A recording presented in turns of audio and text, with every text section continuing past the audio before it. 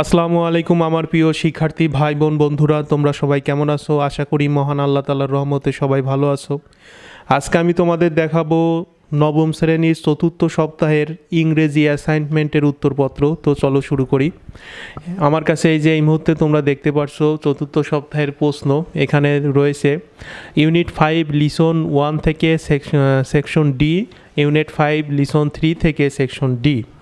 তো এই সেকশন ডিতে মূল বইতে কি আছে চলো দেখে নিই।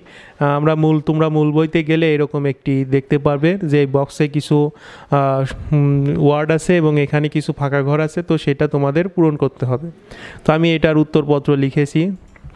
এই যে তোমরা এখান থেকে শুরু করবা যে মেহেরজানা ট্রপিক্যাল হোমলেস, এই প্রত্যেকটা এখান থেকে তোমরা স্ক্রিনশট নিয়ে নিতে পারো এবং ভালো করে লিখতে পারো। এই যে এখানে 2 রয়েছে, এটা 1 নং ড্যাশ, এটা 2 নং ড্যাশ, এটা 3 নং ড্যাশ, এটা 4 নং ড্যাশ।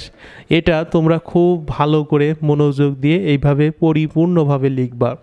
এটা আসলে তোমরা যদি শুধু অনেকে আছে শুধু অ্যান্সার লেখে 1 দিয়ে, হোমলেস 2 দিয়ে, ডু 2, তারপরে 3 দিয়ে, ইত্যাদি ইত্যাদি দিয়ে শুধু উত্তর লেখে। তো শুধু উত্তর লিখলে এটা হবে না, তোমরা পুরোটা এইভাবে তুলে আমি এখানে যেভাবে দেখিয়েছি সেইভাবে তুলবা। ওকে, এরপরে নেক্সট তোমাদের প্রশ্ন রয়েছে ইউনিট 5-এর লিসন 3। তো ইউনিট 5-এর লিসন 3-তে গেলে তোমরা এই প্রশ্নটা দেখতে পারবা যে নিউজ পেপারে যে গাছ কাটা এর জানিয়ে তোমাদের একটি আবেদনপত্র লিখতে হবে নিউজ পেপারে প্রকাশের জন্য। তো সেটা কিভাবে লিখবা? প্রথমে লিখবা অ্যান্সার, তারপরে ডেট দিবা যে কোনো তারিখ, আমি এখানে সেপ্টেম্বর 2020। এরপরে দিবা the editor, the daily star, Kawran বাজার, ঢাকা। সাবজেক্ট দিবা application to publishing an articles in grown deforestation, dear sir.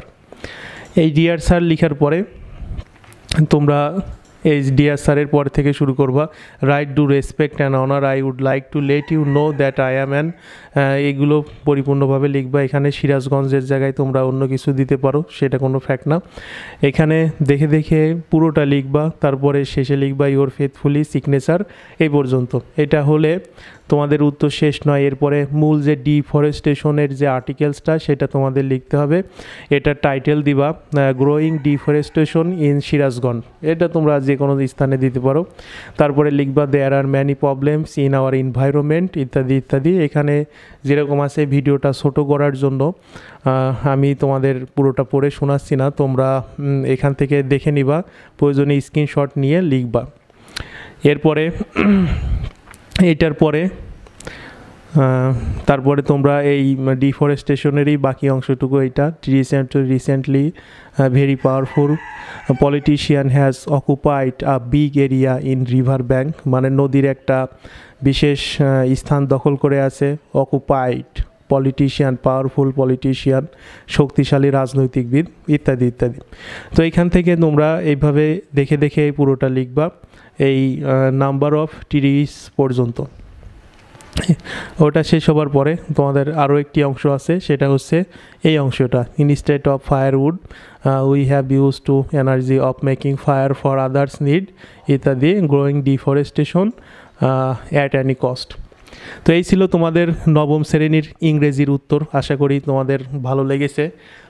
তোমরা অন্যান্য সাবজেক্টের অ্যান্সারগুলো চাইলে আমার চ্যানেলে দেখতে পারো। আর পরবর্তী অ্যাসাইনমেন্টগুলো পেতে আমাদের চ্যানেলটি সাবস্ক্রাইব করে সাথেই থাকো। আল্লাহ হাফেজ।